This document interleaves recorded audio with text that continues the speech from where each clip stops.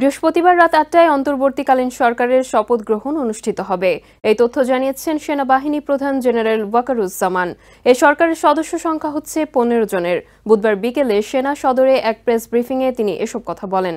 অন্তর্বর্তীকালীন সরকার প্রধান ডক্টর ইউনূসের সঙ্গে কথা হয়েছে জানিয়ে জেনারেল ওয়াকারুজ্জামান বলেন, ডক্টর ইউনূস বৃহস্পতিবার দুপুরে বাংলাদেশে পৌঁছাবেন।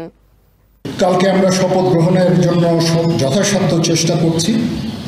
একটা প্রস্তাব ছিল বিকালে করার, বিকালে খুব টাইট হয়ে যেতে পারে, কিন্তু উনি 2:10-এর দিকে হয়তো এখানে আসবেন। এটা মেবি ভেরি টাইট। আমরা হয়তো তাইলে রাত্রেবেলা রাত 8টার দিকে করতে পারি।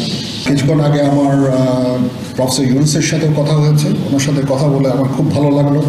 আমার কাছে মনে হয়েছে উনি অত্যন্ত আগ্রহী এই কাজটা করার জন্য, এবং আমি নিশ্চিত যে উনি আমাদেরকে একটা সুন্দর গণতান্ত্রিক প্রক্রিয়ায় আমাদের নিয়ে যেতে সক্ষম হবেন এবং আমরা এ থেকে উপকৃত হব।